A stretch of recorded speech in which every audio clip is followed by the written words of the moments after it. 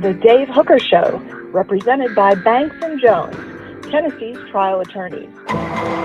Play to win, banksjones.com.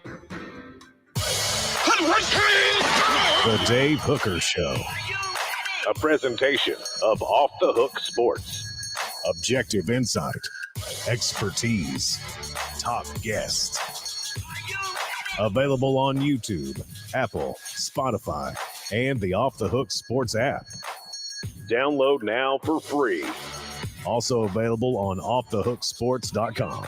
I compute and obey. Now to Dave Hooker. Ready. A lot can change in 24 hours. Tennessee looking for one of their key coaches on the Hill. You would have to say top 3, maybe top 4 if you want to start to include baseball. But the Lady Vols decide to make a change. Tennessee Athletic Director Danny White announcing so shortly after we went off the air on yesterday. Caleb was all over it. We'll talk candidates. We'll also talk, what does this do to Phillip Fulmer's legacy? And this is kind of like his last semi-good hire. We thought 2 or 3 years ago. It doesn't help.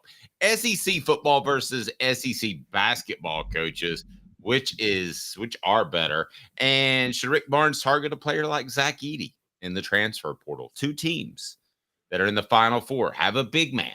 I don't think a big man, there's a home for him in the NBA, but there might still be in college basketball. Also, a full recap of what Tennessee's defensive backs have done to this point. They are more athletic. Will they be better? I don't know. It is an awesome Tuesday, and we're joined by the one, the only John Adams, who is nice enough to join us. And John, there's a couple of important things as I bring you on that I want to be sure and get to. But the one that I know you care the most about would be it is National Peanut Butter and Jelly Day. Are you a crunchy peanut butter guy, or are you a creamy peanut butter guy? It's kind of a personal question, Dave. I do apologize. Caleb, how are you, sir? I'm good. How are you guys doing? Well, are you a creamy or crunchy guy? Creamy. I don't like peanuts in my peanut butter. They get caught in my teeth, John. Yeah, they also can get caught in your throat and cause you to choke to death and die. It's true. I still remember the time. My dog likes the creamy, I'll tell you that. I still remember the time John and I took a salesperson on a sales call, or he took us, and I tried to encourage him to eat peanut butter to see if he was really allergic, because he had the pin. He would have been safe. Hit like and subscribe. Go ahead and get on board. We think you would have been safe. I don't know. It wasn't me. Yeah, probably. I mean, yes, probably. Maybe. Okay. Who knows? That'd be fine. I mean, just use the pen. You got the pen. Today's tough question is now. Today's tough question. Take a side. Take a stand. The Dave Hooker Show. A presentation of offthehooksports.com.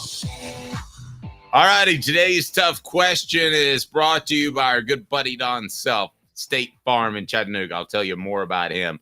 Today's tough question, if we can get this up on the message board, or you want to comment on the message board, we want to hear from you, I should say. What does the Lady Vols making a move say about Danny White, Tennessee's athletic director, and Tennessee's athletic program? I'll start with you, John. What say you? Well, I wrote my column today about that, and it's very good news for Lady Vols fans. It shows he understands what it's expected of this program, what it's been, and what he wants it to be. And I usually don't pay much attention to statements that are released in regard to firing and hiring, but he had a line in there when he referred to the Lady Vols basketball program as an iconic program. I thought that was significant because it tells me he has high expectations for this program, and that's a really good way to start. I think that's most important. It also tells me that Tennessee this time, and this isn't just Danny White, it's Chancellor Donde Plowman and Randy Boyd, the president of the University of Tennessee system.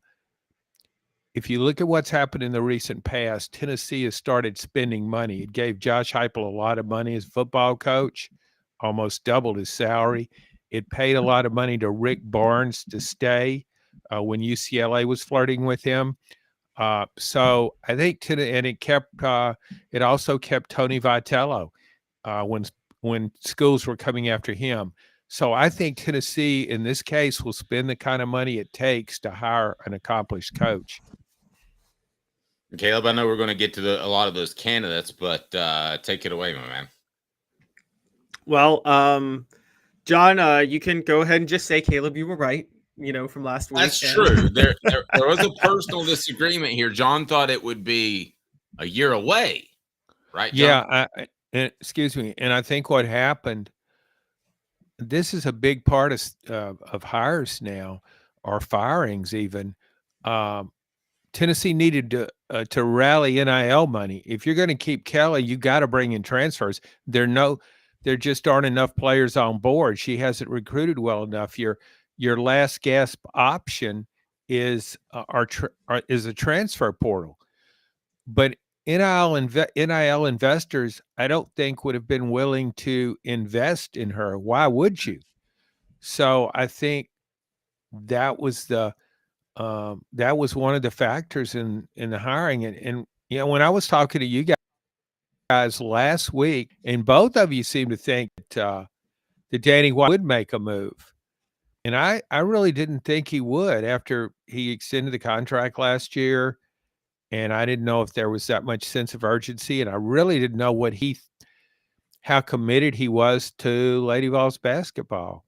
But yeah, Caleb was right. He did make a move, and we know he has a good track record for hiring coaches. So that's another reason for Lady Vols fans to be confident. So kudos to Caleb, or as Phillip Fulmer would say, kudos to Caleb.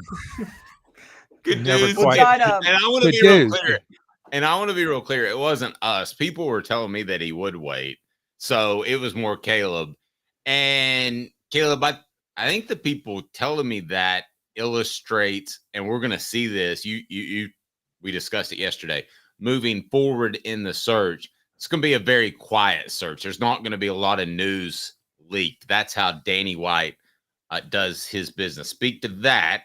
But I tell you the way that Don Self handles his business, he cares about customer service. 40 years, they have built their business on taking care of their customers in the greater Chattanooga area. Call 423-396-2126, or it's right down below in the description box, 423-396-2126, or go to donself.net, donself.net. So, Caleb, you did call it. Kudos. You also called that Tennessee was tanking it in the SEC tournament. I think you're right about that. So you're on a heater. Anything else you want to add while we just keep going? We'll get the subs above 100,000 before the end of this show. Yeah. So, John, I actually want to give your colleague a shout out. I called it specifically on Friday when Coral Hall came out and came out with that report on what Kellie Harper's buyout was. And Dave, you're right. Danny White keeps things very close to the vest. I don't think he wanted anybody thinking he was planning on firing Kellie Harper until yesterday, because yesterday the buyout for Kellie Harper was cut in half from $1.1 million to $550,000. And if it came out, there could maybe be some legal action if it came out at all that he was planning to fire her before yesterday. So I think that I got to give Coral Hall a shout out. She broke that on Friday. And I said on the show Friday, the minute I read that story, I'm like, if this came out on Friday, that means Kellie Harper's getting fired Monday, because someone leaked that to Coral Hall. So that's where I came with it. Do you think that, sorry. Go ahead. No, go ahead. Okay. So overall, my thought on this is, I think part of this was Danny White's incredible confidence in himself, and it's warranted confidence because of his track record as one of the best hirers of coaches in the country. I'm going to be honest. If there were some other athletic directors that if they were athletic director at UT right now, I'm not sure they make that move, and I'm not sure I even want them to make that move because I wouldn't trust them to hire a successful replacement. I think Danny White is the guy that you make this move because he's going to hire a better coach because his entire track record proves it. Yeah, that's part of it. And I go ahead, Dave. Go ahead, John. No, yeah, that's a big part of it. And that's a reason for Tennessee fans to be optimistic about this. I think it tells us too that Tennessee right now you look at the other sports, Tony Vitello in baseball, 2 of the last 3 college World Series he's been to. The program is on the ascent in football. The football program is, and Tennessee just reached a high watermark, tying its one other Elite 8 finish in the NCAA tournament.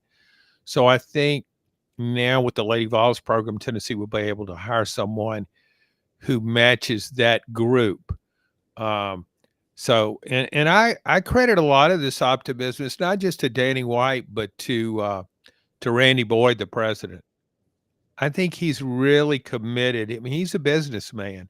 He's really committed to being successful with the theory. If you're going to have a sport, why not be really good at it? And I think Tennessee has that kind of potential. That's what was so, I think, frustrating with the Kellie Harper era. She couldn't recruit well enough. Her success was based mainly, very much so, on Holly Warlick recruits. Holly Warlick preceded her as coach, who was fired after 7 seasons, but she gave her 3 first-round WNBA draft picks. She did get Rakia Jackson in the transfer portal, another first-round draft pick, but she wasn't recruiting at the high school level. And you just can't allow that. Tennessee, you should be able to recruit in every sport to Tennessee. You should be able to recruit well. I completely agree. I can remember when Derek Dooley was bragging about top 25 classes, and I don't say this with any exaggeration. The 3 of us with their facilities could get a top 50 class. I mean, you could fall backwards into a top 30 class if you have any sort of coaching experience at all. I mean, you look at the Pratt Pavilion. Do you think most women's basketball teams have the Pratt Pavilion that they can go utilize pretty much any time the men's basketball team isn't? And they work it out. They're copacetic. So, John, I think you're right. I think you should be able to recruit there. And let's not forget this. We all know what a difference one player can make, Caitlin Clark. Now, it's not like it used to be. I get that. But it doesn't take a lot of NIL money to get one great women's player, and then you're a different type of program. At least you have some star power, even if you don't win at all. Yeah, and Dave, you can get more than one player right now because of the transfer portal, NIL deals. And I think with Tennessee making a change and with the idea of hiring a new coach, I think that could rally financial support for the program. As I say, you're not going to invest in Kellie Harper's program. What would be the point of getting really good players when you see how the program is muddling along? So, yeah, you look what Kim Mulkey did at LSU. That was a team had a losing record when she went there. She wins 25, 26 games in her first season and wins a national title in her second season. I know she's one of the game's greatest coaches, but still, you can have a huge impact right away in this sport. John's appearance brought to you in part by our good friend Joe Newbert Collision Centers. We love the Newbert family. And I just want to ask John, how damning was that South Carolina loss? Because I wonder if that shot doesn't bank in and somehow, things are different. Is Kellie Harper still the head coach, or was the decision already pretty much made? John's appearance, again, brought to you by Newbert Collision Center. Now in its 45th year, the second and third generations continue Joe Newbert's commitment. His vision of what this business needed to be, we still try to live up to that. If we wouldn't put our family in it, we're not going to put their family in it. If you're going to say that you're doing the best work in Knoxville, now saying it's one thing, producing it and providing it's another. The largest family-owned collision center in Knoxville is Joe Newbert Collision Center. So, John, that wasn't a good look, that South Carolina game. Bank or not, whether you think they should have guarded the inbound pass, but I want to ask you both, how damning was that play? Because it seemed to really draw the rancor of fans, and I can't blame them whatsoever. No, and we can go back and look at any fired coach, and there's often a game or even a play or a moment when people said, "Are you kidding me?" When Tennessee in football lost to that Kentucky team, and in 2011, Derek Dooley's second year, and both Kentucky quarterbacks are hurt. They put in a wide receiver who played quarterback in high school, and they win the game in Lexington. Tennessee fans and Unity just pretty much said, we're done with this guy. And he stayed another year, and then he was fired. But you go back and you look at those things. However, let's just say Tennessee would have won the South Carolina game, and it would have still lost in the second round of the NCAA tournament. I still think it might have made a change. The overriding factor here is, as everybody knows, recruiting, that's a bloodline for your program. And she wasn't recruiting. And as an AD and somebody that's knowledgeable about sports, you see that. And so you got to look at not where the program is right now, but where it's headed. And it wasn't headed in a good direction. And he probably would have waited another year if Tennessee would have won that South Carolina game or, done better in the tournament. But it had to raise a question. Way back in the late part of January, early February, I survey my readers sometimes through email columns, and I said, if Tennessee hired a Lady Vols basketball coach, what would you look for in that coach? So if I'm thinking way back in late January, I didn't publish the column, and then I kind of changed the verb tense and ran it and published it today. But it was, if I'm thinking that, is an AD has to be thinking that, surely. Yep, absolutely. Caleb? I agree. I think the South Carolina game was very damaging. There were three things about it, because the timing on April the 1st, it wasn't just the buyout day, which I think that's the reason he made the move yesterday, because he probably knew last Tuesday. But it was the buyout day. It was the South Carolina game.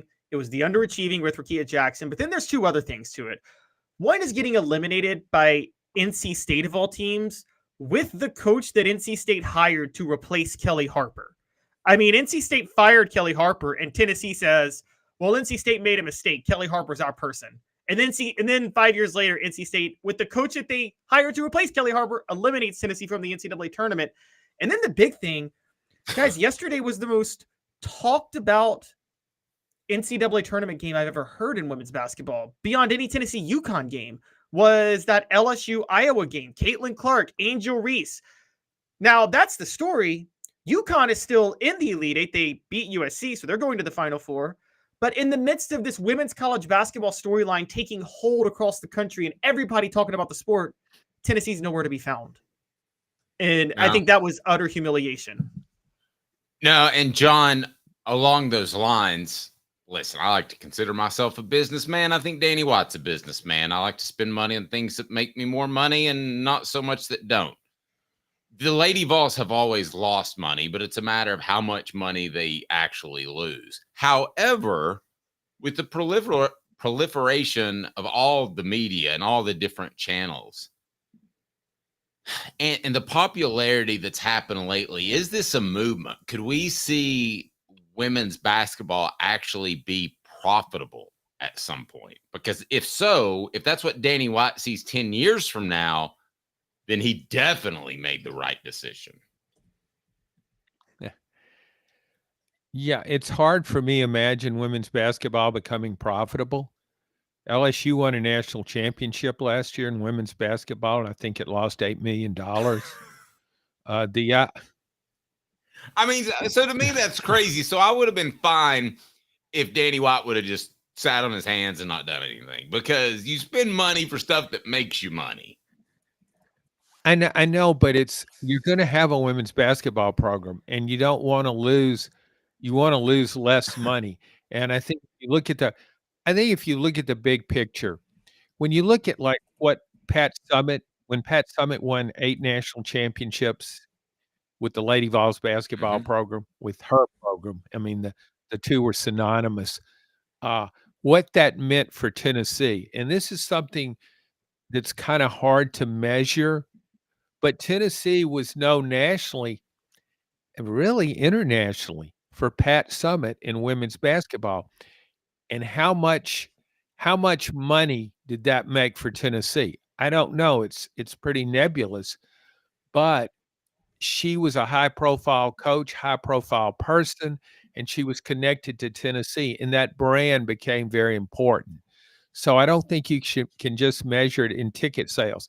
But I will say LSU selling out its arena in women's basketball, and it's paying its coach more than $3 million a year. Same thing at South Carolina, selling out its arena. So, I mean, does men's basketball make money? Yeah, I don't. no, yeah, they were making, last I checked, and the entire budget was around 100 million. I think they were making about 10. So they do make some money. Well, if that's the case, then I would say it's because we're talking about LSU losing money last year, but it's selling more tickets now. They sold out of season tickets. So there are. But you guys both see my point. If you have no ability to make money on this, then you're better off hiring 15 offensive analysts for the football team. No, because if you just make it cold-blooded about dollars and cents, but and I'm sure Randy Boyd thinks this way. If you want your university, your business to look in in whatever it does, you think of the whole picture, not just a sport. And if you're successful in all this, then people look at your school, your program as success. And I think that brings in people, and I think that brings in money. I think it brings in NIL money. So, you're more of a businessman than I am, so maybe I'm looking at it the wrong way. And I know you've made a lot of money. Just rolling doing your business. Just rolling in it. Yeah. I mean, I've seen the car you drive, Dave. It ain't ones. It ain't even fives. I've seen the way you dress. I've seen the way Shanda dresses. I know what you're about. So you may be right. Checking out my hooker wife. I mean, based on Dave's philosophy, Dave, if it was all business, we might as well. Then Tennessee should just nix every program that's not football or basketball. Why even have them? I mean, I can't argue that. But when you're kind of in the middle of this getting football really relevant, there's part of me that wants Danny White to just be in a room solely focused on football and not even think about anything else. I know that's stupid, but let's face it. The whole athletic department depends on football. That leads us to 4 Downs. Who will Danny White hire? 4 Downs is brought to you by our good friends at Dynasty Pools and Spas. 4 Downs brought to you by Dynasty Spas, the most comfortable spas made in the United States of America, right here in East Tennessee. Drop in for the all-new showroom in Athens. Dynasty Spas, perfect for all 4 seasons. 4 Downs, presented by Off the Hook Sports. They deliver within 125 miles. Dynasty Pools and Spas. John, you ready to jump in the hot tub with me, Caleb, and Cooper? No, I'm not getting near hot tub with you. Cooper Mace here. Hit like and subscribe. Coop here. First down. Thanks, Coop. First down, you mentioned Mulkey. Will Tennessee spend big-time dollars? And you can define that as what you want to. She's making about over $3 million a year. I mean, that's called going all in. Will Tennessee go that all in with a coach? No, I mean, you're only talking about a few coaches in that realm. Gino Auriemma, Kim Mulkey, Dawn Staley. I don't know what Tara Vandermeer makes at Stanford. Vic Schaefer at Texas is I'm sure making well over $2 million. But you're talking about an elite circle of coaches who wouldn't leave where they are. But I think for $2 million, I think you can get a pretty good coach. And we just saw where Kentucky was able to hire away the Virginia Tech coach. I thought that was significant. That tells me that Mitch Barnhart, the AD, wants to win more in women's basketball. He fired Kyra Elsie, another former Lady Vol, fired her after a losing season and went out and made a big hire.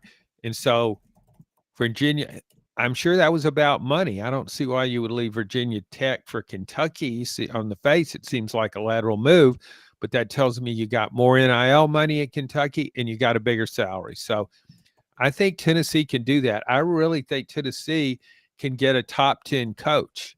Wow. Not a top 5 coach, but a top 10 coach. I want to ask a follow-up on that first, Caleb. I know you got something.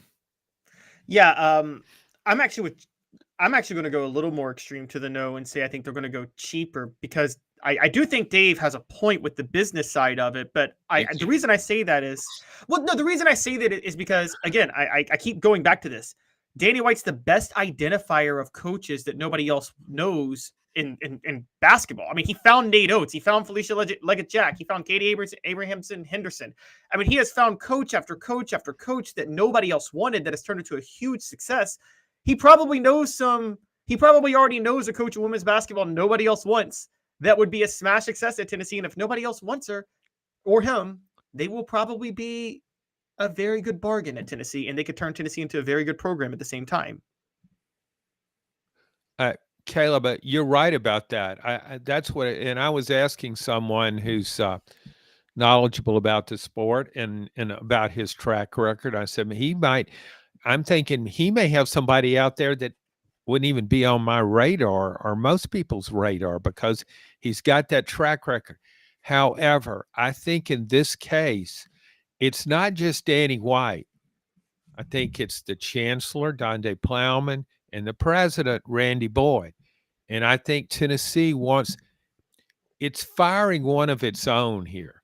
Mm-hmm. It's firing Kellie Harper, who, despite her lack of success, she's beloved by a part of the fan base because they remember her as a player on the national championship teams, 3 national championship teams. She was the point guard, I think, on all 3.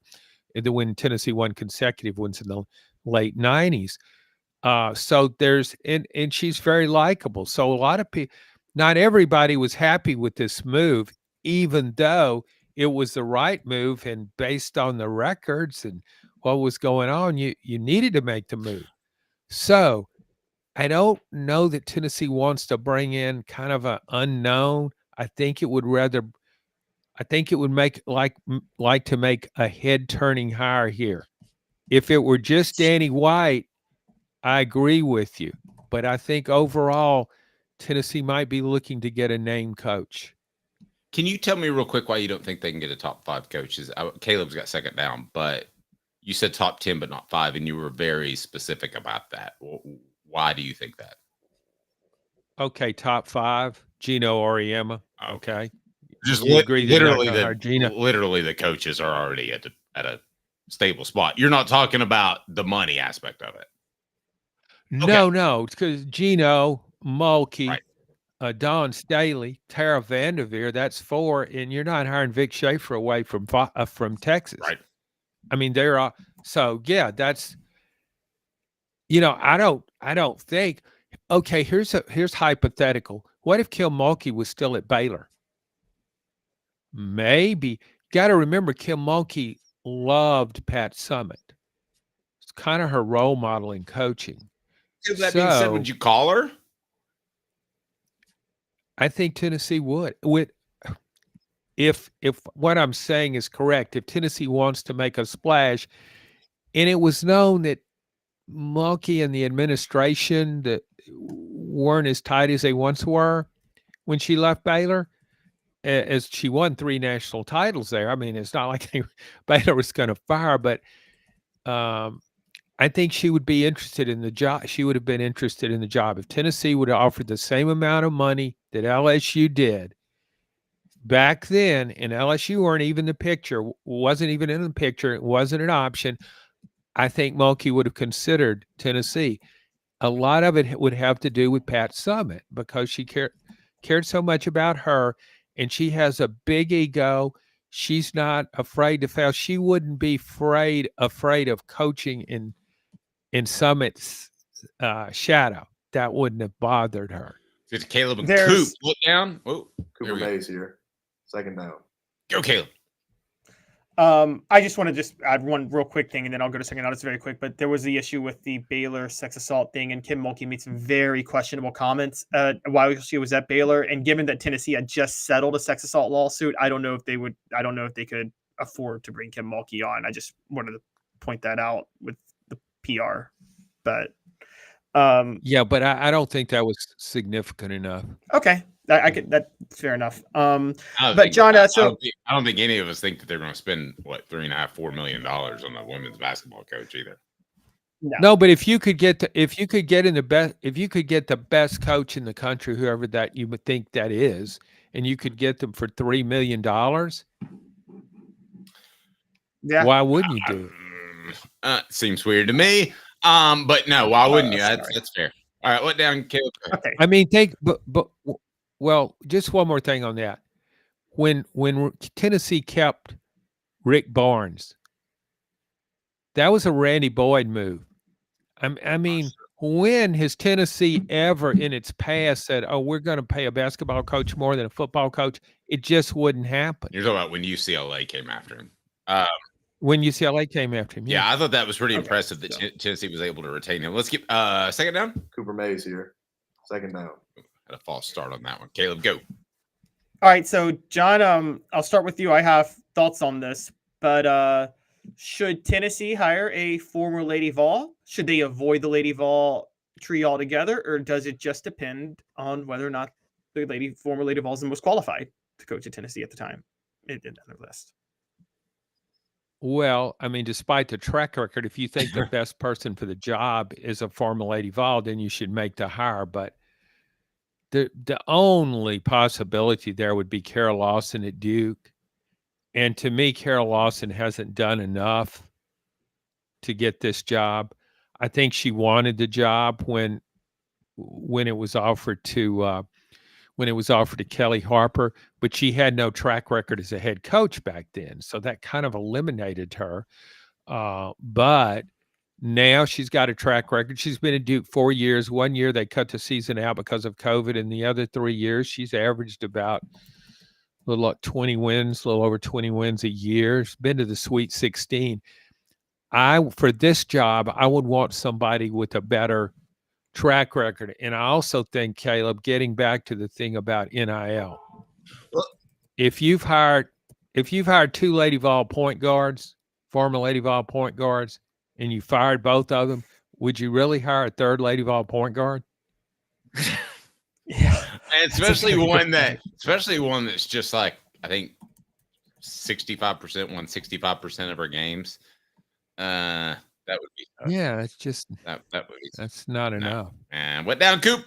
Tennessee center Cooper Mays here, third down. So the easy one, right, is just to throw $18 gajillion at Dawn Staley. She's proven she can do it.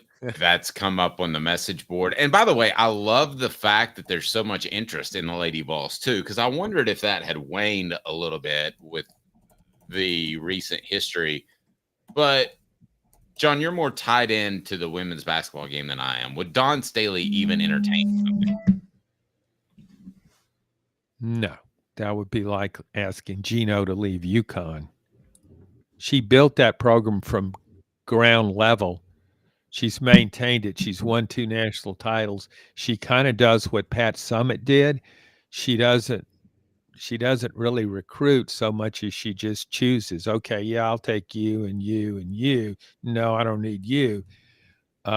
She's got a great team coming back. She's about to win her 3rd national title, and she'll have a great team coming back next year. Why would she take this on? No, there's just, I mean, I guess if you offered her $10 million a year, you'd think about it, but she'd think about it, but I don't think that's happening. So, yeah, I mean, there are just some coaches you just can't get. You guys, could you have gotten, could UConn have hired Pat Summitt away from Tennessee? Probably not. If Gino had quit? Probably not. We're going to get to the perfect candidate. Caleb's got that on 4th down. I remind you, they deliver within 125 miles. Dynasty Pools and Spas. You pick it out at the showroom, and then you've got everything delivered to your place, including the cover, including the steps, the cover lift, the chemicals. By the way, those chemicals, less filler They are better for your pool or hot tub. It's Dynasty Pools and Spas in Athens, Dynasty Pools and Spas. So I fourth down the perfect candidate. Who is the candidate that John would hire? Same for Caleb. 60 seconds, Dynasty Pools and Spas. Just imagine having the best spas made right here in the United States of America in your backyard. What about that? Dynasty Pools and Spas. Their showroom is open in Athens, right off the interstate. You can stop by and check out the best hot tubs and spas in the market. And then delivery, yes, they can do that to Knoxville or Chattanooga. They've got complete support, spa cover, and chemicals to keep your spa bubbling at its best. They also have pool chemicals as well. Dynasty Pools and Spas, amazing discounts for first responders, military, and even some blemish models that can save you a ton, and no one will ever notice.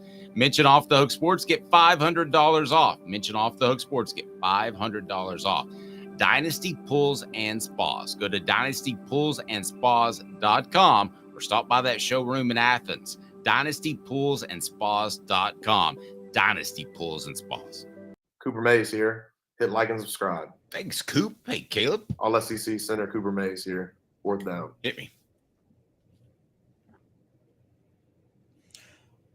So the question is, who should Tennessee hire? And I'll start. First of all, I'm going to say, can people stop with the Molly Miller thing at Grand Canyon? Yes, she is extremely attractive, but that is the most settling for not a proven coach of all time. Okay, I think she could be great one day, but if Tennessee goes and hires her, it's obvious they only hired her based on her looks. So no to Molly Miller. Now, not that I already had that pulled up on my computer. So mine is, I'm going to start, and I'm going to say Lindsey Cunningham at USC. I think she is. It's not Cunningham. Excuse me, Lindsey Gottlieb. Lindsey Gottlieb at USC.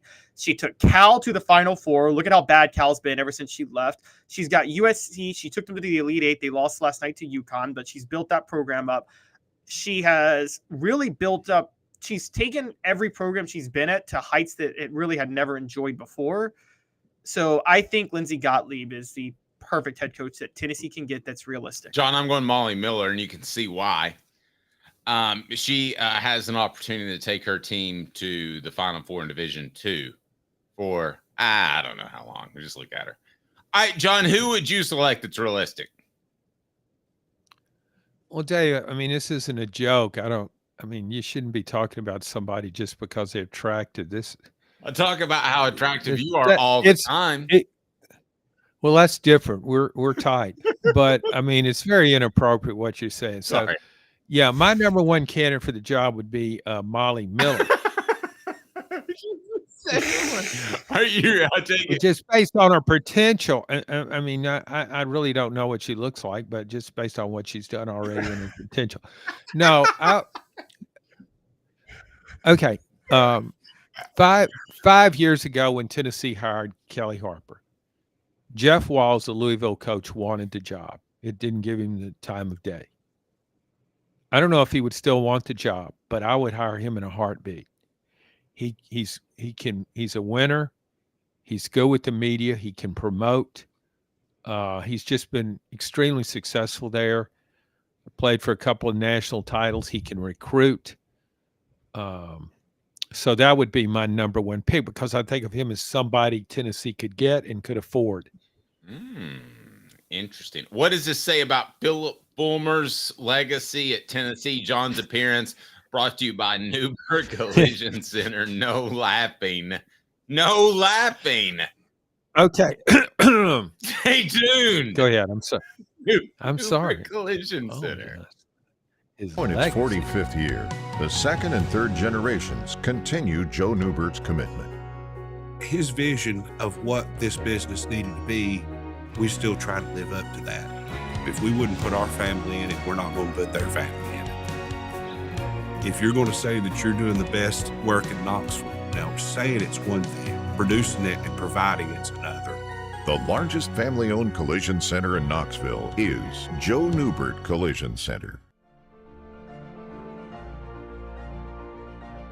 Hi, I'm Rick Terry, and we at Rick Terry Jewelry Designs pride ourselves in the highest quality craftsmanship from a family-owned business here in Knoxville for over 35 years. At Rick Terry Jewelry Designs, we also take pride in being an affordable option for all your game day accessories, especially those fire opals. At Rick Terry Jewelry Designs, we want to be your jeweler every day and especially on game day. Go Vols!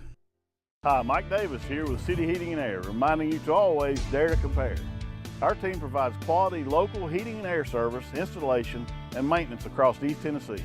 We use only the best equipment like American Standard heating and air conditioning for your residential, new construction, or commercial needs. Honesty, dependability, and customer satisfaction have been the cornerstones of our business since 1961. City Heat and Air. Dare to compare.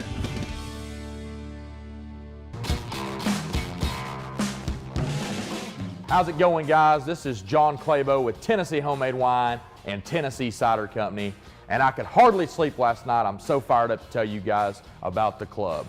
No longer do you have to order just wine. Now you can get your favorite hard ciders and your favorite homemade wines shipped right to your front door once every quarter. Whether it's 2, 4, 6, or 12 bottles of either or, maybe some of both, get excited, get fired up, join the club today.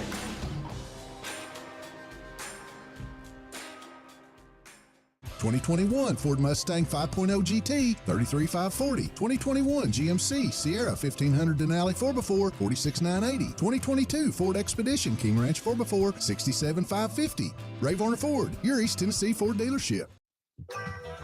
The Dave Hooker Show, represented by Banks & Jones, Tennessee's trial attorneys. Play to win, banksjones.com. Who's this guy? Hello, wizard. The Dave Hooker Show, Who? a presentation of Off the Hook Sports, What? YouTube, Apple, Spotify, and the free Off the Hook Sports app. Back to Dave Hooker. It's actually on the air with Will West of the Sports Animal, and he brought up Molly Miller's name, so I'm familiar with her. She's right there on your YouTube page. Be sure to hit that like and subscribe button. As no offense to Phillip Fulmer, but I think we all would agree that when it comes to the looks department, Molly Miller has him beat. Now, when I go to our YouTube page, this surprises me a little bit, John, because I thought there might be some more nostalgia for Kellie Harper. I said, do you support replacing Kellie Harper? Yes, had to be done. Yeah, I guess still hurts. No, deserves another year. What percentage out of 100 do you think no deserves another year got? I'd say 25%. I'm doing on one hand, 3%. So I mean, Caleb, for a second, don't we have to give credit to Danny White for having his finger on the pulse? I mean, everybody leading up to this was like, you and that Caleb guy are calling for Kellie Harper's job. No, we were just reading the tea leaves. Yeah, I have to give a ton of credit to Danny White. He's had his finger on the pulse ever since he's been at Tennessee. In many ways, as a matter of fact, to a certain degree, he has a better finger on the pulse than the pulse has on the pulse. Because a lot of fans will ask him. I remember when. Well, no, seriously, what? I remember a lot of fans asked him with football. They said, "Will you stick to tradition on things? You know, you have to understand Tennessee has a way of doing things." And Danny White actually was the first one to say, if you look at Tennessee's history in athletics, their tradition has always been breaking tradition. They were usually the ones that set a trend in the SEC more than anything else. I mean, they were the second program to integrate in football, the first to actually have a black player play significantly in the football program. They were the first to embrace Title IX with women's basketball. And he's like, what makes Tennessee successful is that they break from tradition more than actually hold to tradition. And he said, that's the tradition of Tennessee. John, would you agree that Danny White has his finger on the pulse to the point that he's pulsating? No, I'm just trying to comprehend pulse on a pulse. Did we last time you had your pulse checked? My pulse did it the other day.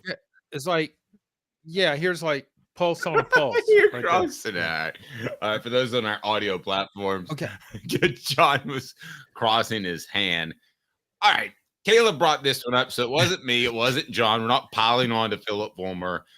But I want to ask the poll question, and it's up right now. Do you believe Phillip Fulmer created the Lady Vols mess? Yes, no question, bad, easy hire. The other option is no, he tried his best. John, where do you stand on that? Because I think it was, in retrospect, a bad hire. I thought it was an incredibly easy/lazy hire. I got to go with the 65% that say this is Phillip Fulmer's mess, and it's called the Lady Vols. Well, I mean, but he balances. If you really want to blame him for this, and he did make the hire as AD, and you want to blame him, you got to balance that with whom he hired as football coach. Kind of balance that out. He made a good hire in football, right? Dave, you can laugh now. I'm kidding. Okay, I'm not. He was okay. He just needed more time. Old Bullethead had it. He had it rolling. Yes, the Coneheads will rule the SEC at some point, but not right now. When Phillip Fulmer made the hire, he said he consulted. I checked with the girls. Yeah. He actually referred to them as girls, he which did was not. Did he? Yeah, really? Yeah, he did. That's he was referring to Tennessee's female administrators. Girls. The girls. I checked with the girls. Yeah, I called the skirts, and they're all for it. Well, I mean, what are we in Mad Men all of a sudden? Like, it's like, I got the girls to come out of the kitchen and make a hire for me, and they came up with Kellie Harper. Did anybody think that was sexist at the time as we display a picture of Molly Miller on our video platforms? Did anybody think that was sexist at the time, John? Yeah, I busted out laughing. We were laughing hysterically in the office. And again, though, stop objectifying Molly Miller. She's a really good coach, and I think she would be a great hire for Tennessee, okay? Golly, Dave. No. Check her record. Check the record. So I don't know whom Fulmer would have hired. Maybe he would have found a former girls basketball coach at a high school in Alabama, maybe in the Gadsden area or something, and hired her. But yeah, I mean, he's the one that made the decision, so he gets credit for it. Well, and at the time too, but they at the time too, they had to let him make the decision because he was flirting with the NFL, if I recall correctly.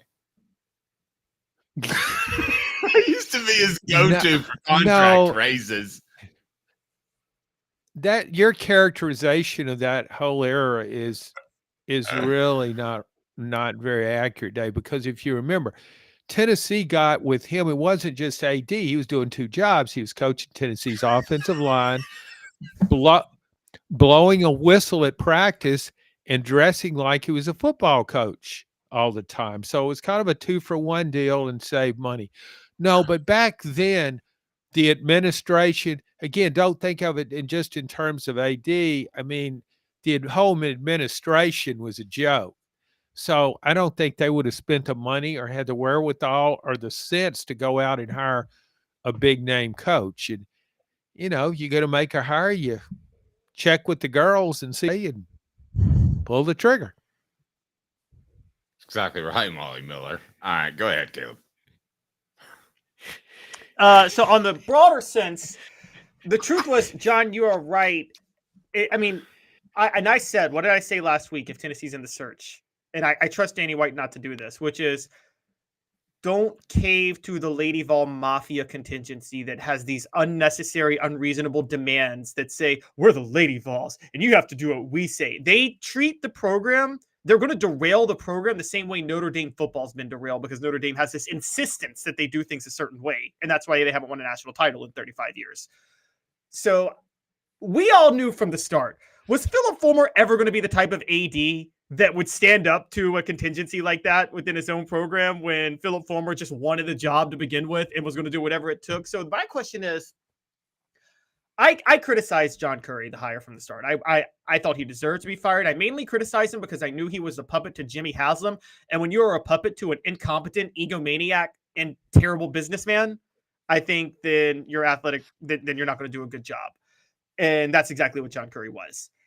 So the removal of John Currie wasn't bad, but Fulmer's legacy, He ousted John Curry, ousted his way in to get athletic director, tanked the hire of Mike Leach, by the way, to do it, to get Jeremy Pruitt, and then made a bad. The last thing he can maybe have hung his hat on was hiring Kellie Harper as the women's basketball coach, and she didn't work out. John, does this horrible failure of a tenure as an athletic director at this point almost outweigh his coaching success on the field? I think your critique is pretty harsh. I mean, you're forgetting the fact that he blew a mean whistle out there on the practice field, and that coaching jacket and shorts outfit with the baseball cap, it just doesn't get much better than that. So I think he presented a fine image for a major university administrator. No, you're right. I think in the end, I mean, you also got to remember he won a national championship as football coach, but he also was running the program into the ground, the football program in the ground. He just wasn't getting it done anymore. You're talking about, so you couple that that, head coach, not AD. Sorry, go ahead. Yeah, and then his AD. Well, I mean, he didn't drive it in the ground. Would you drove it straight to hell? Would you want to have Conehead on your resume as a hire? No. And he made, let's be honest, he Dave? made the Jeremy Pruitt hire. We know this, and John, you know this better, and John and Dave, y'all know this better than me. There were better candidates that would have taken the Tennessee job during that time period. Fulmer hired Jeremy Pruitt because he wanted to make sure that he hired a coach that if that coach had success, the credit would come back to him. That was the whole reason for the Jeremy Pruitt hire, wasn't it? I think in fact, some people thought he didn't want to hire a coach that would upstage him, and boy, you could say that he overachieved in that regard. Yeah, he avoided the pitfall of being overshadowed. I don't think that Phillip Fulmer was going to be able to hire a great coach at Tennessee in football because he was a football coach at Tennessee. I don't think anybody would want to walk into that scenario. Well, but it's not like it's not like being hired by Nick Saban as Alabama's football coach.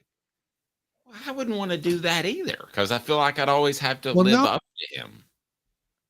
And he'd be looking over my shoulder.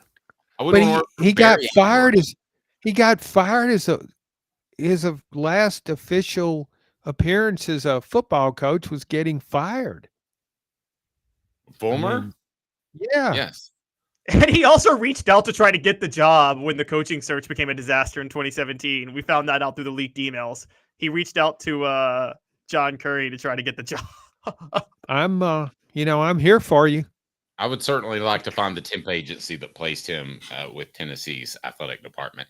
Hemp House, the premier hemp dispensary online with a wide variety, great selection, and strict standards to ensure you only receive the best in CBD or Delta products. Go to hemphouseChat.com, hemphouseChat.com, or use the promo code HOOK. That's hooked for 10% off. I think only the really, really educated fans will look back the way we are. And there's a lot of those. A lot of those are on our channel. And I think they'll kind of look back at it and be like, was all that really worth it? That national championship was nice, but after that, it went downhill quick. And then he had an influence on other programs. But, John, I think only the most learned fan will care about that. I think most fans will remember Phillip Fulmer as the one who won him a national championship. Right now, do you believe Phillip Fulmer created the Lady Ball mess? Yes, no question. Bad, easy hire. No, he tried his best. Do you think average fan really knows that? I mean, now it's been 25 years. They may not know he won a national championship, but do you think they really know he hired Kellie Harper? I don't. Maybe. I don't think so.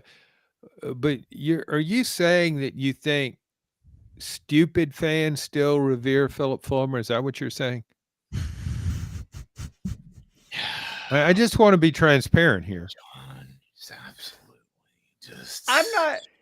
I'm not going to take. You gotta let you can't beat that, Caleb. That's a pretty good shot. That wasn't fair. Sometimes you gotta just move on. Well, maybe I'm not going to take away everything from what Phillip Fulmer did. I mean, he did whatever you say, he was smart enough to name David Cutcliffe his offensive coordinator in 1993. I mean, I'll give him that. And so, but I mean, the reason I bring that up is because people want to talk about all he's done for the university, that he committed himself to Tennessee, whatever.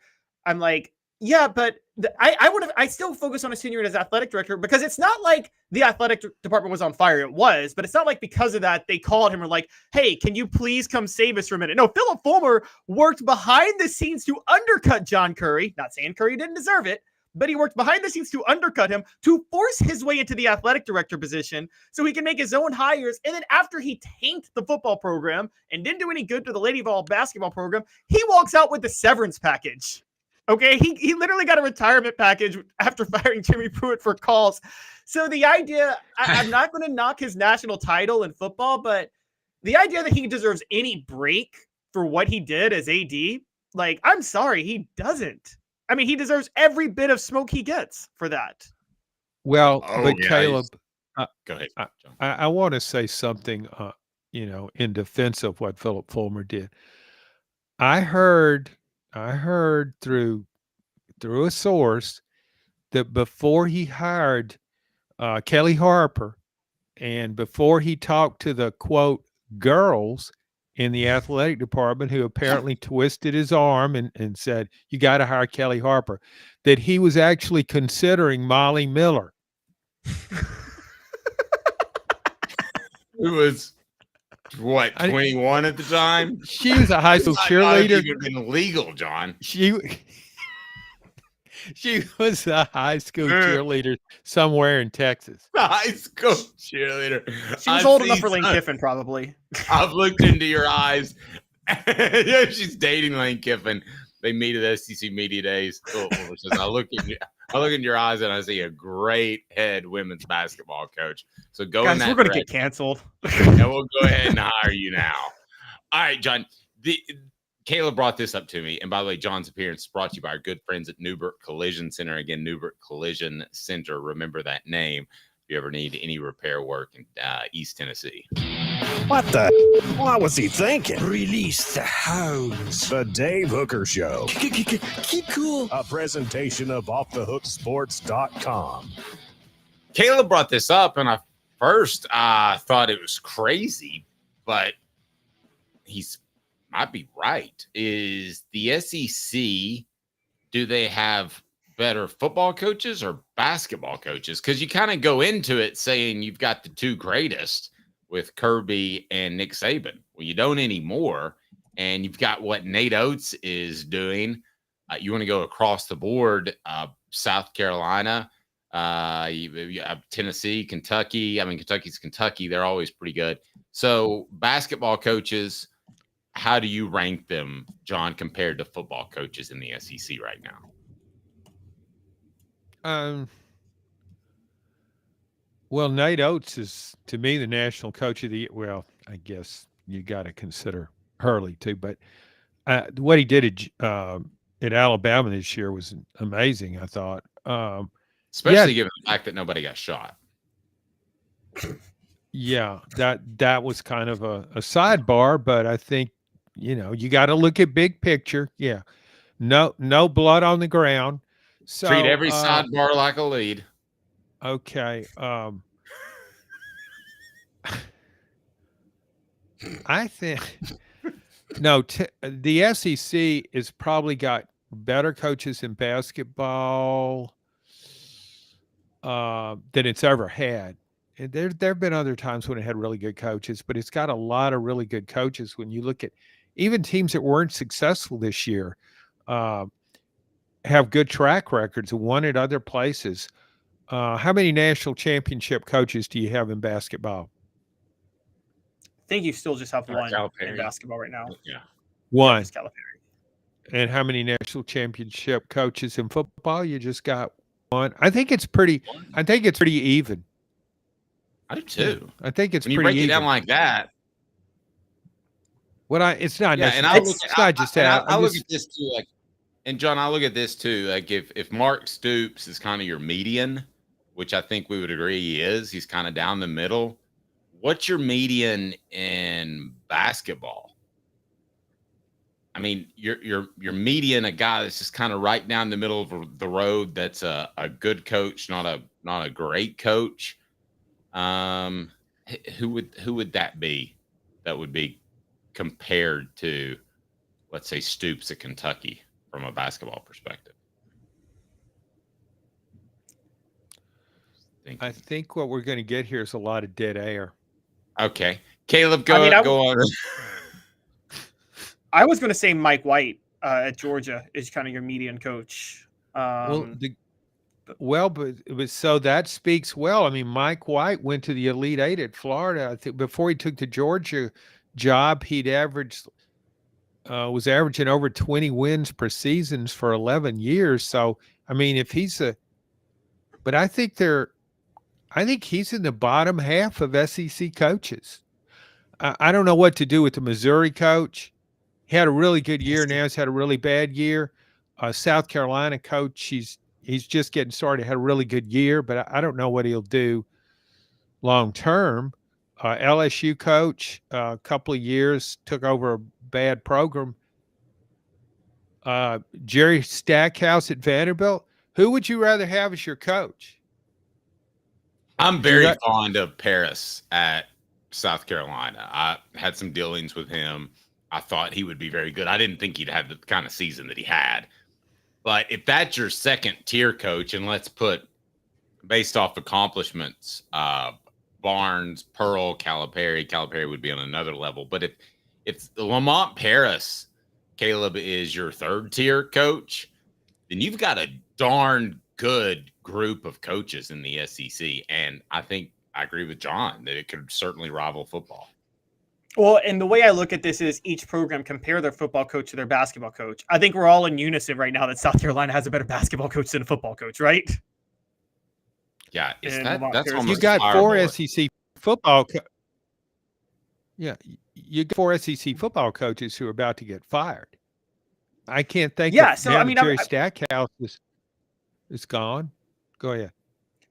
Yeah, so I was just going down this list, and let's look at the top of the SEC real quick. Tennessee, Rick Barnes, Josh Heupel. I love Josh Heupel, but I think we have to say Rick Barnes is the better coach in his respective sport right now, right? Yeah, we don't have a big enough track record with Josh Heupel now. If we're looking at what are the expectations, you might say the future might be better with Josh Heupel than Rick Barnes. Rick Barnes is much older and is closer to the end of his career. Josh Heupel's just getting going. So, but your point, when you go down school by school, I mean, Alabama's in great shape, I think, with Kalen DeBoer in football and Nate Oates in basketball. Both made the playoffs. You look at Georgia, got the best football coach in the country and a basketball coach who's been very successful. Look at Ole Miss. I mean, they have a great basketball coach. Lane Kiffin's done a great job. Chris Beard, not so strong on, off the court stuff, but he's done really well as a coach. Auburn, Bruce Pearl and Hugh Freeze. Auburn's got Bruce Pearl. I mean, he's done more than Hugh Freeze has, but Auburn's pretty well fortified at both coaching spots. When you look at it, it's and then there's Florida. Sorry. Well, I mean, yeah, it's got Billy Napier, of course. He's very detail oriented. Yeah, yes. What everybody said about him when he was hired is that he's incredibly detail oriented. Yeah, he will hire more people than anybody else. He'll hire somebody to tie his shoes. So he can. Wait, I gotta take this. Well, I gotta take this call. It's Billy Napier. He just offered me a job. He wants you to tie his shoes. They've got 2 beat writers for the university. Maybe they want 3 because you just can't get enough Gators. Yeah, if you look at, but let me ask you this. Okay, complicated question. If you're starting Adams' athletic department and you have to hire Rick Barnes or Josh Heupel, who are you hiring? Josh Heupel. Me too, Caleb. Yeah, Josh Heupel.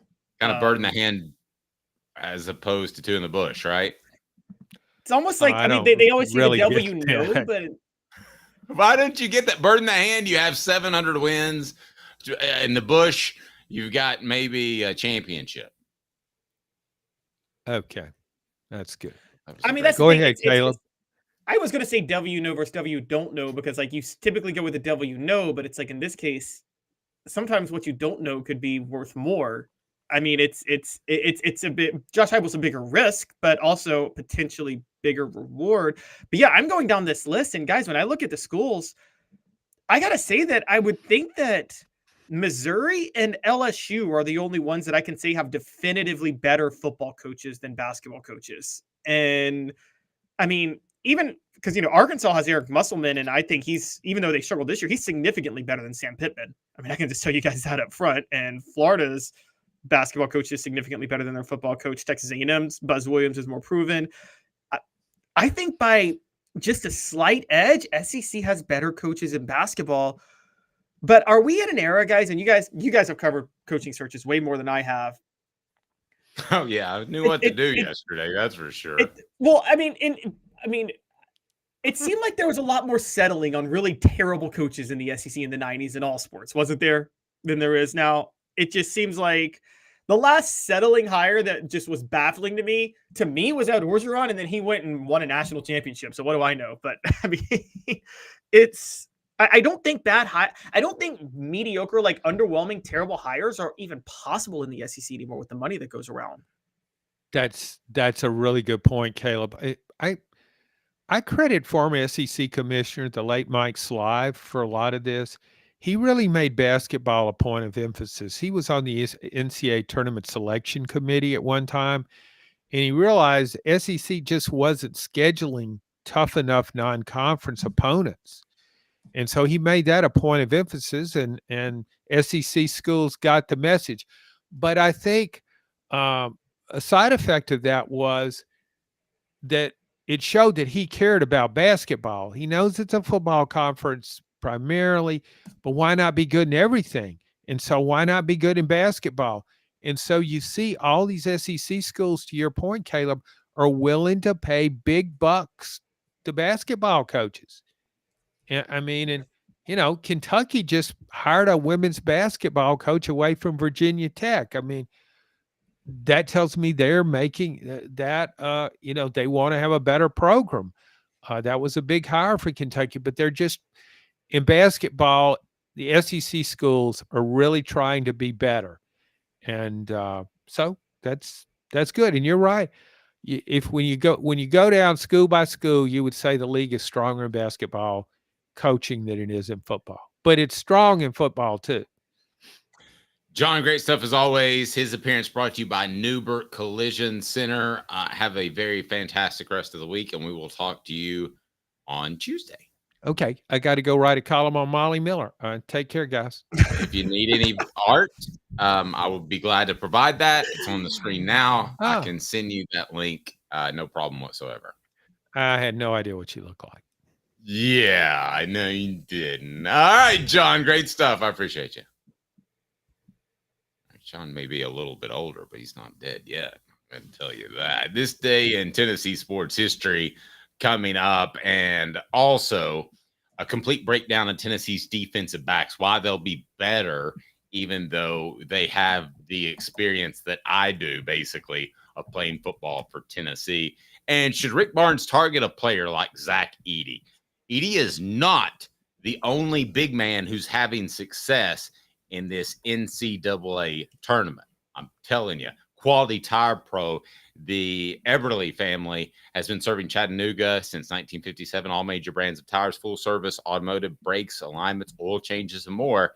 All work covered by a national warranty that's nationwide. Stop by and say Off the Hook Sports sent me, downtown Chattanooga in Cherokee, I should say, and say, hey, Bo, Off the Hook Sports sent me. I'll tell you why Tennessee's defensive backs have no experience, but will actually be better than they were last year and the year before that. And for the love of goodness, certainly the year before that. 2 minutes, Caleb Calhoun, Dave Hooker, Off the Hook Sports. Welcome to Varner Ford in Clinton, where every turn meets new possibilities and every mile celebrates cutting-edge innovation. Elevate your journey with our pre-owned selection of quality vehicles.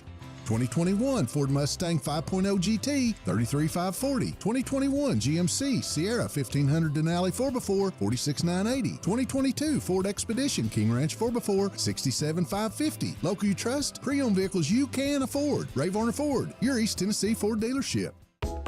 Sports Treasures in North Knoxville is one of the South's largest sports cards and memorabilia dealers, featuring over 10 million sports cards from vintage to modern. Sports Treasures carries a full line of hobby boxes, singles, autographed memorabilia, Tennessee Vol collectibles, fan cave decorations, and so much more. See a museum full of collectibles at Sports Treasures, 4819 North Broadway in Fountain City, and Sports Treasures on Facebook. Sports Treasures, where the real sports fan goes to shop. Have you seen the latest TriStar Hats Co. product? TriStar Hats Co.? What's that? You know, those really cool hats, shirts, tumblers, and even license plates with 3 stars like the official Tennessee flag and stripes like the American flag. Pretty patriotic if you ask me. Ah, gotcha. Seen those. Those are cool. Where can I get them? Simple. TriStarHatsCo.com. And if you order now, there's 10% on any order $50 or more. Plus, use the promo code HOOKED. With the promo code HOOKED, you get 10% off. That's hooked. And don't forget free shipping with any order over $50. Stock up at TriStarHatsCo.com. That's TriStarHatsCo.com. There are plenty of wannabes out there, so make sure you go to TriStarHatsCo.com for the best quality and customer service. Will do, and I'll be sure to use the promo code HOOKED. That's hooked when I do, to save an additional 10% off. TriStarHatsCo.com. TriStar Hats Co. is a trademark of TriStar Hats Co. LLC. Any use without express written consent is prohibited. Now in its 45th year, the second and third generations continue Joe Newbert's commitment. His vision of what this business needed to be, we still try to live up to that. Joe Newbert Collision Center. The Dave Hooker Show, represented by Banks & Jones, Tennessee's trial attorney. Play to win, banksjones.com. Who's this guy? Hello, who is it? The Dave Hooker Show, Who? a presentation of Off the Hook Sports, What? YouTube, Apple, Spotify, and the free Off the Hook Sports app. Back to Dave Hooker. You deserve a better sports show. That's what we bring you each and every weekday live on YouTube at 10 a.m. Want to encourage you to be even a bigger part of the community that we're building of learned, smart sports fans is what we have found. And you can do that by going to our Patreon page and be a part of Hooker's Corner. You too can be a John, as we will get to this day in Tennessee sports history. But how would you like to be a John? Well, you can do that. We give away great prizes. We're interactive, a lot more ability to check that. So I'm going to go ahead and put that on the page. You can join for free. And yes, Smoky Mountain Red, you're right. It was a lazy hire. You can join for free right there. And I put the link there. And we have weekly prizes and a grand prize every month. So if you want to join for free, go for that. But for just $9.98, feels like 98, you can get exclusive insight into what we do, reaction, plus win prizes. This day in Tennessee sports history, Caleb Calhoun is brought to you by our good friends at BetUS, where they have an incredible 125% deposit bonus on your first 3 deposits. America's favorite sportsbook and casino. Live betting and racebook. We're celebrating 30 years with a historic offer. A 125% sign-up bonus on your first 3 deposits. Plus 10% gambler's insurance. Get started today. BetUS, where the game begins. This day in Tennessee sports history, what do you got for me, Caleb? Well, it's actually fitting that we're talking women's basketball a lot today, because 35 years ago today, Pat Summitt won her 2nd national title as head coach of the Lady Vols. She led Tennessee to a 76-60 win over Auburn. For those who were not aware, in the 1980s, Auburn and Tennessee were by and large the class of the SEC in women's basketball. It was also kind of the peak of the football rivalry during that time too, with Johnny Majors and Pat Dye. But yes, Tennessee beat Auburn 76-60. They beat Maryland 77-65 to get to the national title game. And they had 2 stars by the name of Sheila Frost and Bridget Gordon. Bridget Gordon is one of the greatest players to ever play for Tennessee basketball. Probably the first transcendently. Yeah, great she's one of the player for greatest Lady players Vols. to ever, one of the greatest women to ever play basketball, right? Isn't she regarded as a top 10 type of player all time? Oh yeah, yeah. And if it had been, if the WNBA had been around when she was playing, she'd have been a WNBA star. She's probably Which means she would have made about $42,000 a year. exactly of transcendent Lady Vol stars. Holly Warlick was probably the first, but Bridget Gordon, I would say, was probably the second. And Bridget Gordon was the first to actually be a national title winner doing it. If you're doing a Mount Rushmore of Lady Vol star players, Candace Parker and Sharika Holsclaw are at the top 2. I think Bridget Gordon's number 3, though. I actually might have her over Tamika Catchings. You tell me if I'm crazy for that, but I know people are very high on Catchings. I like Catchings a lot, but that's close. I am rooting for blank in the Final Four. That is our poll question reset. And you can go Purdue, lost to the champ. Anyone else hate Edey? I think you usually root for the team that beats you to win it all. It makes you look better. But, man, based off social media, you guys really hate Zach Edey. I mean, like, really. Do you hate Alabama or Zach Edey more? Maybe a topic for another day, but it's right like up the Cowboys there. And Patriots in the Super Bowl. Yeah, so ultimately, I would probably root for the Patriots. But do you believe Phillip Fulmer created the Lady Vols mess? About 60% said yes, it was a bad, easy hire. Right now, 82% are saying they just hate Edey. I mean, it doesn't matter. Just somebody else win the darn thing. That surprises me a little bit. I don't know everything, but that does surprise me. You won't be surprised by Boundless Moving. Boundless Moving goes anywhere from a 2-hour minimum to turnkey operations. They have you covered in East Tennessee and in the Charlotte area. That's Boundless Moving. Just Google Boundless Moving. Tell them Off the Hook Sports sent you. Support our sponsors. That's why we are here, and we greatly appreciate them. So, speaking of Edey, should Rick Barnes target a player like Edey in the transfer portal? Would you like me to make my case first or ask you, Caleb? I have my thoughts already, so go ahead and make your case because I want to see if you can change my mind. My case is that Edey and those types of players, back to the basket players, still have a home in college basketball. There are 2 big men in the Final Four that have advanced. So while I don't think there's room literally in the paint for a big guy like Shaq or Chamberlain, I think they would have to be athletic and have to be able to get outside a little bit. I think they'd be different. Don't get me wrong. They're great athletes. They'd be very, very good.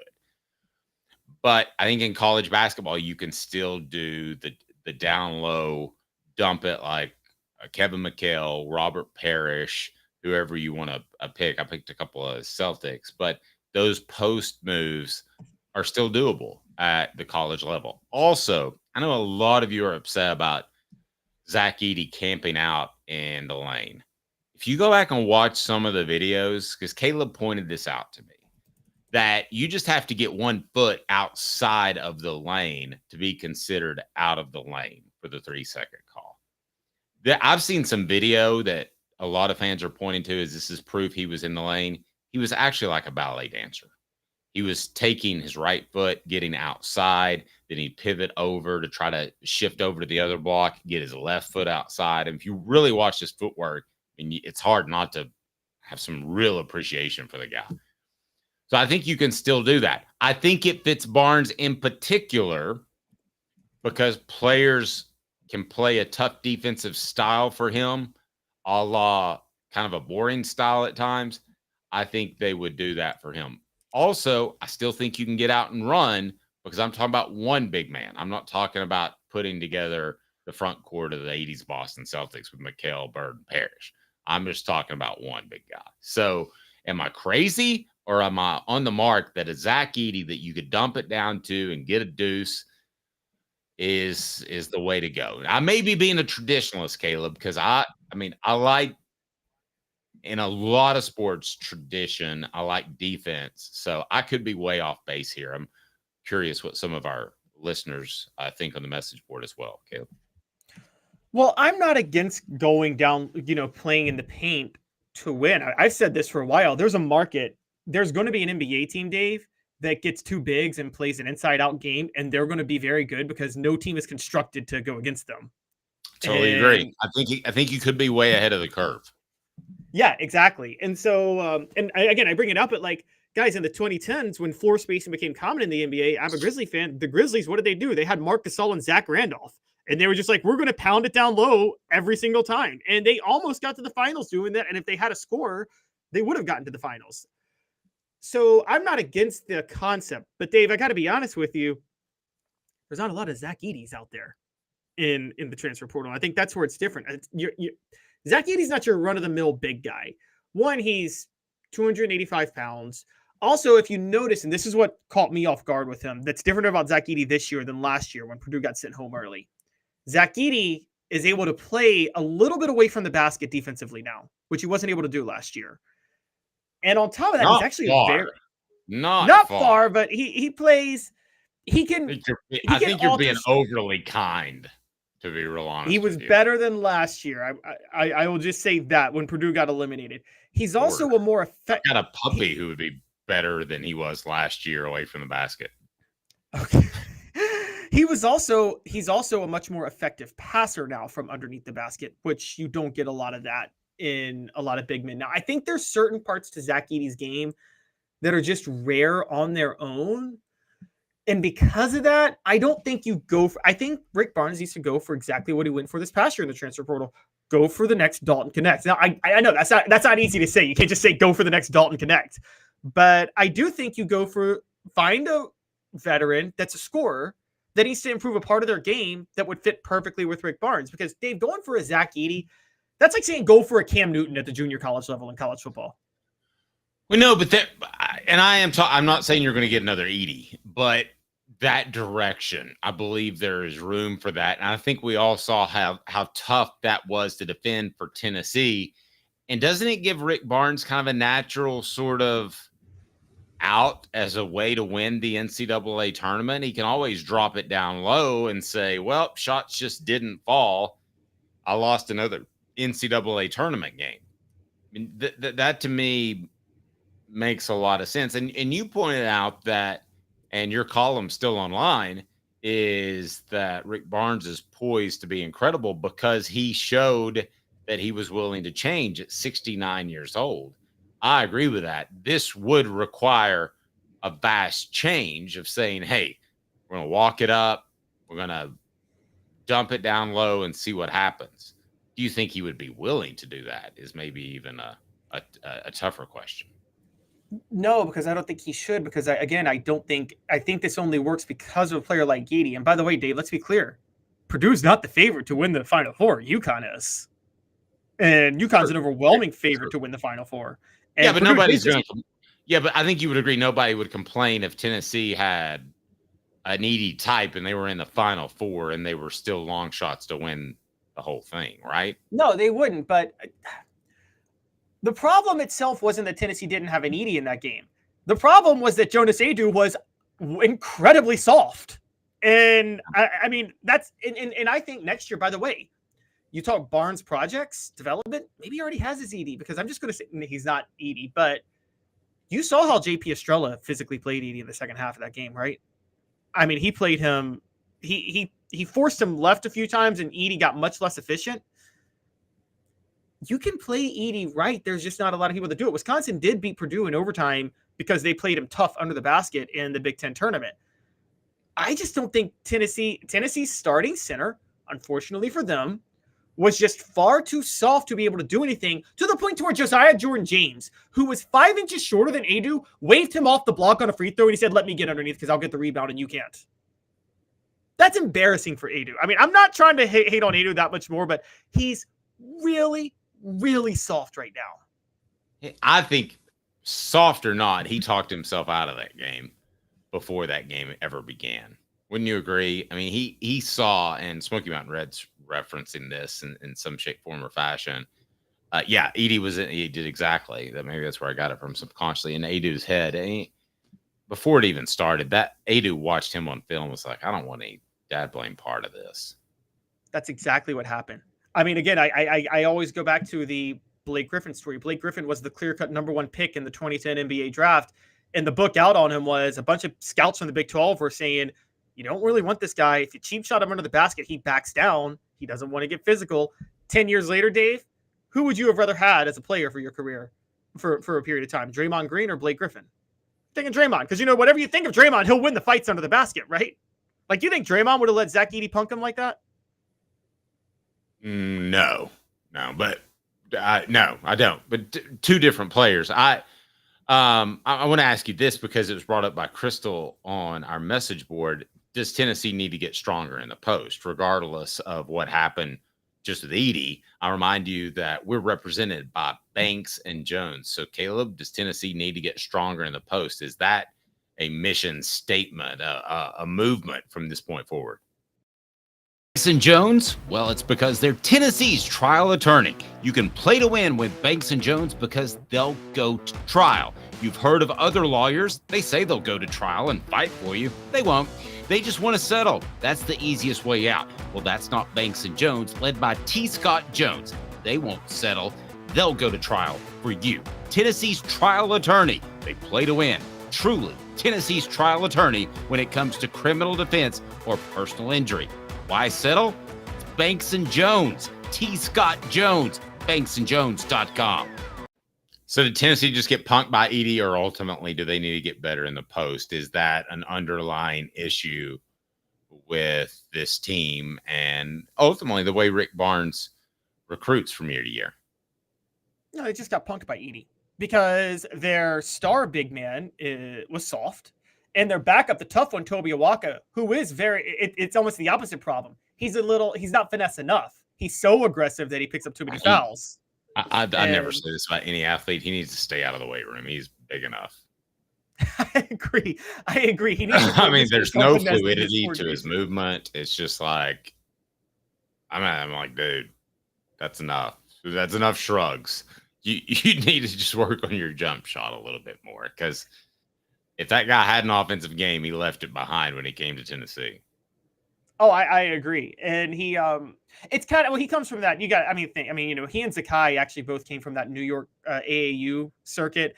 And by the way, for those who don't know, the AAU circuit in New York, they're scouted at Rucker Park or playing on the courts in the parks in New York City. And as you know, Dave, and up there's no rules on those in that type of basketball. None whatsoever. I mean, you take a beating on the court if on the park in New York City. So I think so that's where it comes from. I do think that. So I just think Jonas Edey needs to get tougher. Awaka needs to get more finesse, and Estrella just needs to develop. I mean, Estrella played Edey very well, honestly, and I think Edey was very dominant through the later part of the first half and early in the second half. But Dave, the last 8 minutes of the game, Edey wasn't unstoppable. Remember, Tennessee got back in that game multiple times. I thought he was probably fatigued at that size, getting up and down the court. It's not like it was a frantic pace, but probably faster than what he's used to. I wouldn't have a problem with Tennessee going with a post player. As a matter of fact, I would like it. Maybe Estrella's that guy. But if I'm Estrella, I'm looking at Edey and I'm thinking that's what I want to be. That's exactly what I want to be. I want to be the winner of the bracket challenge, because that person wins some Fire Opal jewelry from Rick Terry Jewelry Design. How about those earrings? They want to be your jeweler looking for affordable game day jewelry. Those Fire Opals are fantastic. A Tennessee tradition. Go to rickterryjewelry.com. rickterryjewelry.com. How about we talk some defensive backs, Caleb? What do you think of that? Let's do it. Let's roll. All right. Let's start with nobody's coming back, basically. And 7 guys gone. And Willie Martinez, though, said they'll be much more, he's Tennessee's defensive backs coach, much more athletic. So even though this team lacks experience, can Tennessee fans expect it to be better in the... Well, if you listen to Willie Martinez's press conference, he seemed very optimistic. Caleb, thoughts? I think they should be a lot better. I think that their biggest losses are at safety. I think they will miss Wesley Walker and Jalen McCullough to a degree. But you should expect Jordan Thomas and Christian Harrison to develop. And then there's also Boo Carter, who will probably step in at safety, who is a superstar, I think, in the making. The other safety right now favorite would be Andre Turrentine, who is a total bust in the making, but still, I think you can live with that with Boo Carter on one side. Like him at all. Now, I don't think I wanted to break these guys down individually. Turrentine mentioned that he really struggled when he transferred to Tennessee. So being that open and honest about it makes me think it's true. So I got Turrentine based off of his media session a notch higher than maybe you do and a notch higher than I did before that. Just because if you realize your mistakes and you realize you were lost, you can fix it. If you fail to realize it, then you're just insanity. You're repeating the same mistake over. So I like him a little bit more than maybe you do. As far as some other players that you mentioned, Boo Carter, and I want us to predict who the starting 4 or 5 would be, however you want to look at it with the nickelback. But other than Boo Carter, there's Jermod McCoy. He's, according to Martinez, different than the other 2 transfers or really anybody. He's raw. Okay, he is not played much defense. He didn't play defense in high school, so he may be good, but I wouldn't expect it to be this year. Jalen McMurray has been the most consistent player according to Martinez. So, I mean, I would think that's a good sign. The star that I think is in the making, other than Boo Carter, would be Ricky Gibson III, who started against Iowa. And now he is a guy that is looked upon as your starter at corner. Whereas you kind of went into the last 2 spring practices not really sure who your starting cornerbacks was. It's a great sign that Tennessee knows one of those guys. We'll see who the second is. But right now, I think that you've got a young guy in Ricky Gibson that has clearly made his impact on the practice field and has impressed the coaches to the point where I would think he would be the starter if the season started on Saturday. Yeah, I think Ricky Gibson would be a starting cornerback. And I think the other one will be either Jalen McMurray or Jermod McCoy, one of those 2 transfers. I'm still waiting on Jordan Matthews to emerge. I may have missed on him, but I just feel like I can't imagine that he would be that big of a miss. But you'll find 3 guys in the rotation of those 4 players. But Ricky Gibson's the star, and then Jalen McMurray / Jermod McCoy is going to be the reliable guy on the other side. And one of them will play nickel too. And I think Jordan Matthews may be just another year out from really emerging at cornerback. Is there any player that even comes close to the level of excitement of a Boo Carter, which is a true freshman? No, the other pickups were filling voids, but they fill voids better than last year because we just mentioned McMurray and McCoy.